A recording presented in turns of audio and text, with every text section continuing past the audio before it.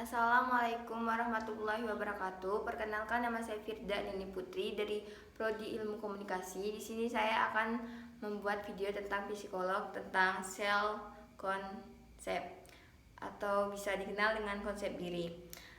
Teori perkembangan konsep diri. Konsep diri belum ada sejak lahir, tapi berkembang secara bertahap dan dipelajari melalui kontak sosial dan pengalaman. Proses eksplorasi diri sendiri, hubungan dengan orang dekat dan berarti bagi dirinya. Konsep diri berkembang dengan baik bila budaya dan pengalaman dalam keluarga memberikan pengalaman yang positif.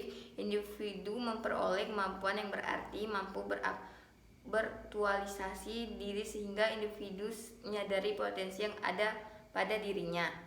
Pada pengalaman awal dalam kehidupan keluarga merupakan dasar pembentukan konsep diri, karena keluarga dapat memberikan perasaan diri adekuat atau tidak adekuat, perasaan diterima atau ditolak.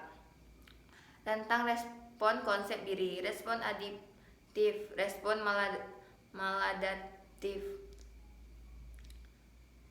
Gambar diri adalah sikap seseorang terhadap tubuhnya secara sadar atau tidak sadar, termasuk persepsi dan perasaan tentang ukuran dan bentuk, fungsi penampilan dan potensi tubuh saat ini dan masa lalu. Terus 2, ada ideal diri. Ideal diri adalah persepsi individu tentang bagaimana ia harus berperilaku sesuai dengan standar pribadi. Standar ini berhubungan dengan tipe orang atau sejumlah aspirasi, cita-cita, nilai yang dicapai. Ideal diri mulai berkembang pada masa kanak-kanak yang dipengaruhi oleh orang-orang penting dan dirinya yang memberikan tuntunan atau harapan. Ini diperlukan oleh individu untuk memacu dirinya ke tingkat yang lebih tinggi.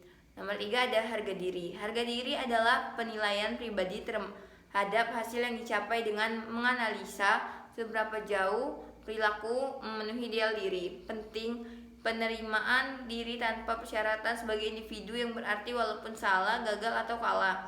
Harga diri diperoleh dari penghargaan diri sendiri dan dari orang lain, yaitu perasaan dicintai, dihargai, dan dihormati.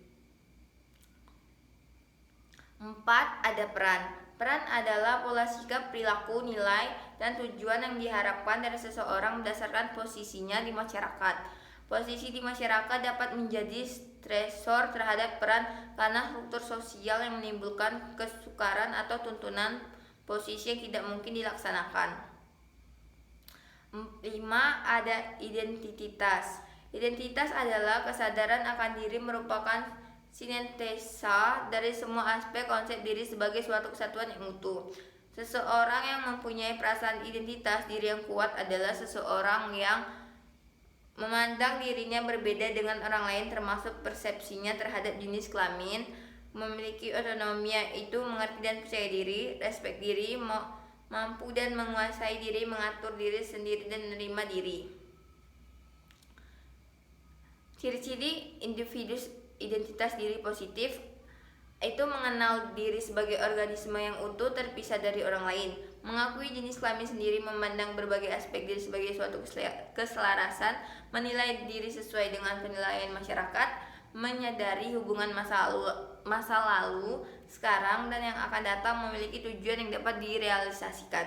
Konsep diri positif. Tanda-tanda individu yang memiliki konsep diri yang positif adalah yakin akan kemampuan dalam mengatasi masalah, merasa setara dengan orang lain, menerima pujian tanpa rasa malu, menyadari bahwa setiap orang mempunyai berbagai perasaan dan keinginan, serta berperilaku yang tidak seharusnya disetujui oleh masyarakat, mampu introspeksi diri dan memperbaiki diri. Ada tanda-tanda individu dengan konsep diri negatif: peka terhadap kritik, responsif sekali terhadap pujian, cenderung bersikap hiperkritis, ia selalu mengeluh, mencela, atau meremehkan apapun dan siapapun. Mereka tidak pandai dan tidak sanggup mengungkapkan penghargaan atau pengakuan pada kelebihan orang lain.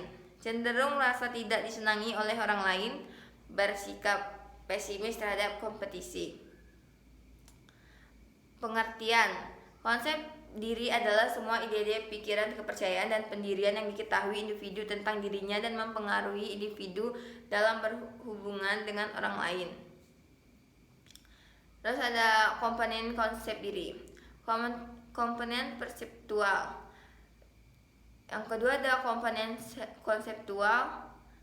Terus yang ketiga ada komponen attitudinal. Terus di sini ada pembentukan konsep diri. Konsep diri bukan merupakan bawaan sejak lahir, terbentuk dan berkembang dari pengalaman hidupnya sejak kecil atau dalam keluarga, teman sebaya, sekolah, masyarakat, tempat kerja. Merupakan hasil belajar atau latihan, mengalami perubahan dan perkembangan. Teori pembentukan konsep diri. Teori Pygmalion Effect, bahwa seseorang mempunyai kecenderungan untuk menjadi apa yang dikatakan atau diharapkan orang lain padanya. Teori The Self-Fulfilling Prophecy, bahwa seseorang cenderung berperilaku sesuai dengan yang diyakini tentang dirinya. Mungkin itu saja yang bisa saya sampaikan tentang self-concept atau konsep diri. Wassalamualaikum warahmatullahi wabarakatuh.